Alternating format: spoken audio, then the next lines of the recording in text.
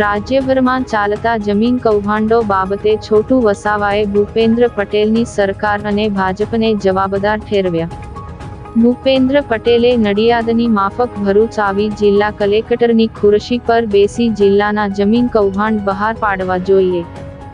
ઝઘડિયા વિધાનસભા મતક્ષેત્રના માજી ધારાસભ્ય અને ભારત આદિવાસી પાર્ટીના રાષ્ટ્રીય સંરક્ષક છોટુભાઈ વસાવાએ રાજ્યભરમાં ચાલતી જમીન કૌભાંડની ઘટનાઓને લઈ મુખ્યમંત્રી ભૂપેન્દ્ર પટેલની સરકાર અને ભાજપાના નેતાઓને જવાબદાર ઠેરવ્યા છે.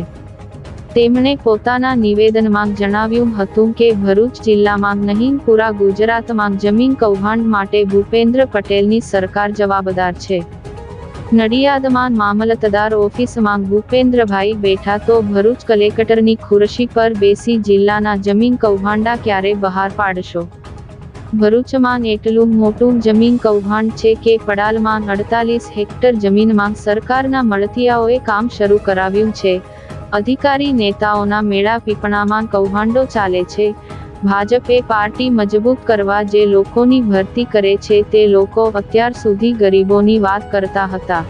એ લોકો એમ જતો પાર્ટીમાં જતા નથી, એમને પણ અપેક્ષા હોય છે. તેવા લોકોને આવા કોન્ટ્રાક્ટમાં જોડી આપે છે.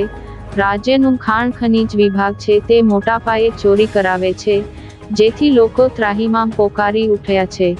લોકોની જમીનો છીનવી લીધી છે. મુખ્યમંત્રી ભૂપેન્દ્ર પટેલે કલેક્ટરને આદેશ આપવો જોઈએ કે 73A ની જમીન પાછી આપે. લેન્ડ ગ્રેબિંગનો કાયદો બનાવ્યો તો ક્યાંક કોઈના પર ફરિયાદ કરી છે?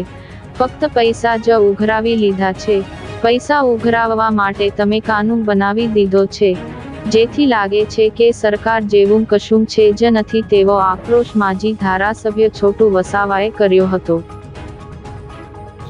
બસ આ ભરૂચ જિલ્લામાં જ નહીં, પૂરા ગુજરાતની અંદર હું જિમ્મેવાર માનું છું. આ ભૂપેન્દ્ર પટેલના મુખ્યમંત્રી ગુજરાતના છે, એમને હું જિમ્મેવાર માનું છું. અને નડિયાદમાં જેવી રીતના જઈને મામલતદારની ઓફિસમાં બેઠા, તો ભરૂચની અંદર ક્યારે કલેક્ટરની ખુરશી પર બેસીને આ બધા કૌભાંડ બહાર પાડશે? મારે એમ કહેવું છે, કેમ કે અહીં તો એટલું મોટું કૌભાંડ છે. હમણાં જ આ પડાલની અંદર જે ગૌચરની 48 હેક્ટર જમીનની અંદર કામ ચાલુ કરાવ્યું છે. ઇમ્તિયાઝ અલી જે વર્ષોથી અહીં આગળ આ ધંધો કરે છે ચોરીનો, આ વહીવટી તંત્રને મળીને નેતાઓના મેળાપીપણાની અંદર આ બધું ચાલે છે. કે એ પાર્ટી મજબૂત બનાવવા માટે એ લોકો જે ભરતી કરે છે, જે અત્યાર સુધી ગરીબોની વાત કરનારા લોકો હતા, તો એમ જ તે ત્યાં જતા નથી પાર્ટીની અંદર. એને બી અપેક્ષા હોય છે, એટલે આવી બધી ઇલીગલ જમીનોની અંદર આવા પરમિશન ખોટે ખોટું એ કરીને આપી દે છે ને આવા લોકોને ત્યાં કોન્ટ્રાક્ટની અંદર જોડી આપે છે. એ ધંધો આ સરકાર અહીંયા આગળ કરાવે છે ને એમના નેજા હેઠળ થાય છે. ડિપાર્ટમેન્ટ જે છે, ખાણ ખનીજ ડિપાર્ટમેન્ટ, આજે એટલે મોટા પાયા પર ચોરી કરાવે છે ગુજરાતની અંદર કે ન પૂછવા. લોકો ત્રાહીમામ થઈ ગયા છે, એમની જમીનો બી છીનવી લીધી છે. આદિવાસીઓની જમીનો પર જ આ ધંધો ચાલે છે અત્યારે ત્યાં, અને જંગલની જમીનમાં આ લોકો શરૂઆત કરી છે બધી. કોઈની પાસે ઈસી બી નથી, ને ઈસી હોય તો ઇલીગલ આપેલા ઈસી છે. ગૌચરની જમીનની અંદર તો આજે પ્રતિબંધ છે.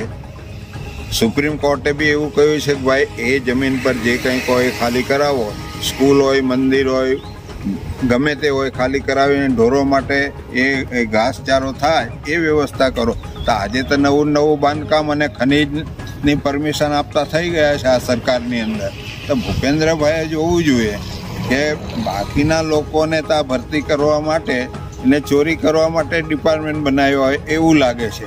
અને સંખ્યા તમે બતાવો કે દુનિયાની અંદર સૌથી મોટી પાર્ટી ભાજપ છે, તો ભાજપવાળાએ તો આ દેશ ખાલી કરી દીધો. આ સુરતની અંદર 2000 એકર જમીનનું કૌભાંડ એમના જ નેતાઓએ કર્યું છે. એના પર FIR કરીને મૂકી દો નહીં તમે. આ ચોમાસાની અંદર, ચોમાસા પહેલાં જન્મ જયંતિ વડાપ્રધાનને ઉજવવા માટે જે પાણી માનવ સર્જિત હોનારત કરી, એના પર આજ દિન સુધી કોઈ FIR નથી કરવો જોઈએ. એને મૂકો ને તમે FIR. શા માટે તમે FIR નથી કરતા? આટલી બધી વસ્તીને ડુબાડી દેવાની વાત કરી, આટલું બધું તમે ખેતીને નુકસાન કર્યું, ઢોર ઢાક મરી ગયા, બધા માણસો બી મરી ગયા છે, છતાં તમારા પેટનું પાણી નહીં હાલે. તો આ કઈ જાતની સરકાર છે? આફત છે કે શું છે? મારે એમ